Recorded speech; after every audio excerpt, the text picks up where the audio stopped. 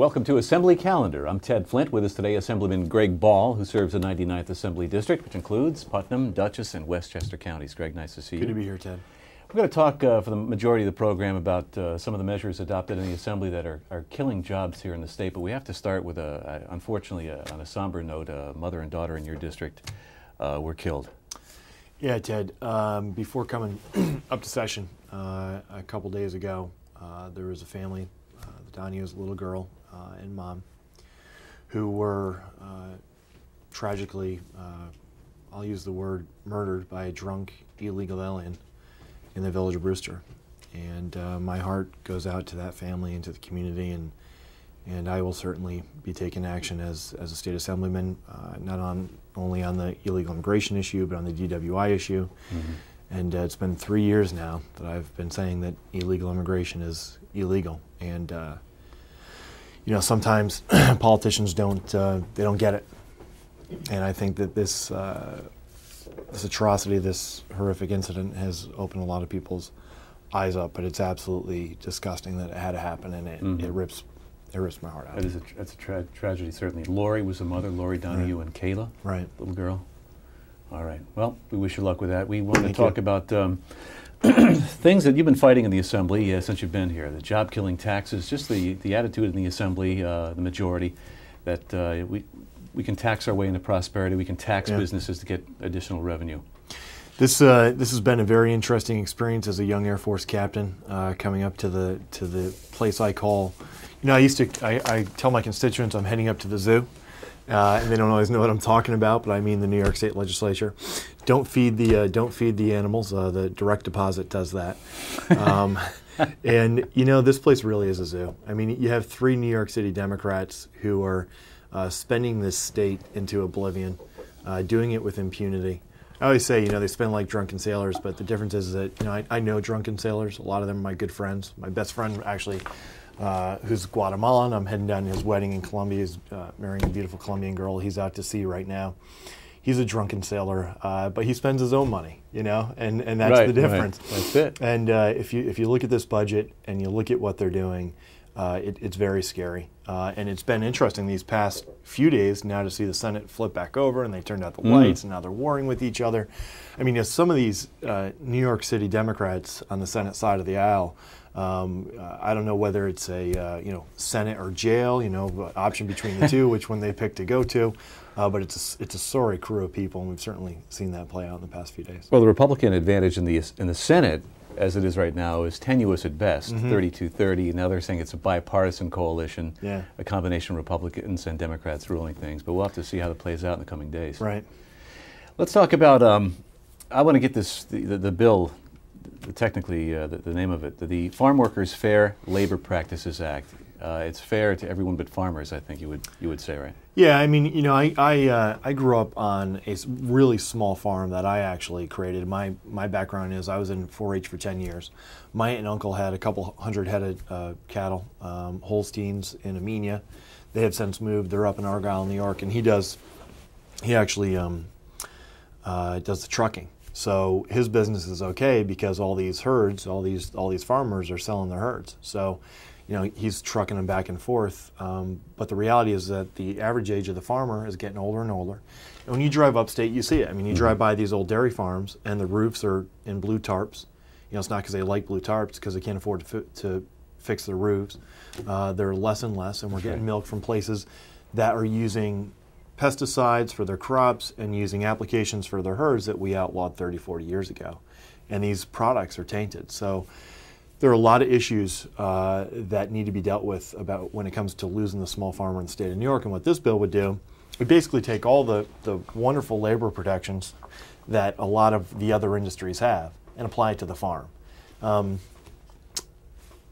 Miss Nolan, who happens to be from Queens and doesn't have a single farm in her district, thinks that this is a great bill. Well, I mean, she couldn't tell the front of a Holstein from the back end of a mule.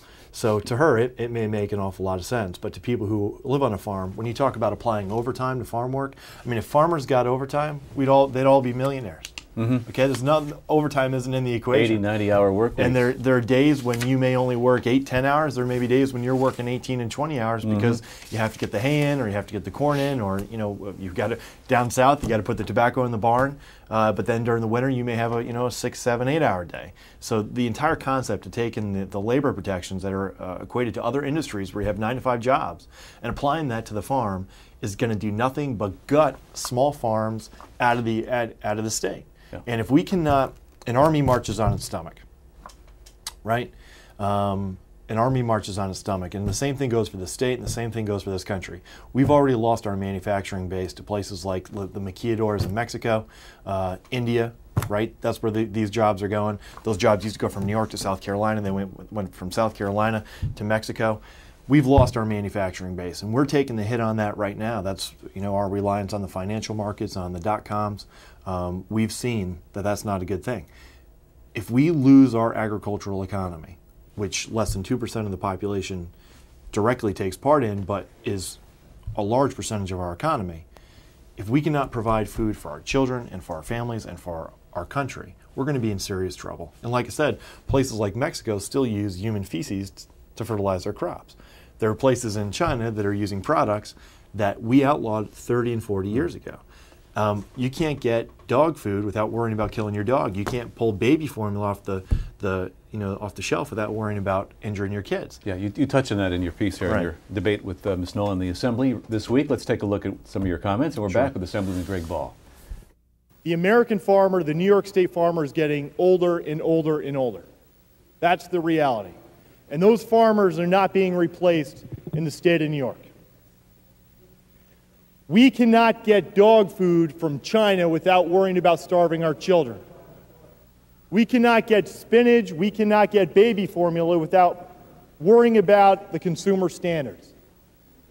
There are a lot of signs out there that talk about buy local, eat locally. But the reality is that the American farmer and the New York farmer is becoming an endangered species. And I know that there's a basic philosophy, yes, here in the New York State Assembly, that if it's moving, tax it. If it's breathing, regulate it. But that hasn't worked with small businesses in the Hudson Valley. And it certainly is not going to work with the agricultural economy in upstate New York. We've got to ensure that consumers both in New York City and in upstate, from west to east, have the opportunity to buy local. For a couple of reasons. The first reason is food safety. And I want to make sure that New Yorkers always have the opportunity to eat locally and buy food that's being produced and created right here in this state. We have majority members on your side of the aisle who have an agricultural background, who have huge issues with this bill. And their issues with this piece of legislation are not being addressed. This piece of legislation will put thousands of small farmers out of business. Collective bargaining, mandatory overtime, those kinds of things. Yeah, there's an underlying issue here back to the illegal immigration issue, which nobody wants to talk about. But they would provide these protections to illegal aliens who are being employed on farms. So absolute insanity, an unmitigated disaster. And another senseless piece of legislation being pushed by somebody that doesn't understand their own bill nor the industry that it would affect. And the vote was relatively close. I mean, it was. The other side you had Bill McGee, yeah. Big old dairy farmer from upstate, come out, who's a majority member, Democrat, and understands this issue implicitly, and said, please, don't pass this. And 57 no votes. I mean, you have like over a dozen Democrats voting with you. Which is a big deal. Yeah, very good. And there were more, and then they needed to feel comfortable, so Cannistrari went around. Cannistrari is Sheldon Silver's toy poodle, and went around and made sure that they got more votes. Okay, let's talk about something we've discussed on prior shows: the offshoring of jobs from IBM, not just the outsourcing of jobs, but offshoring.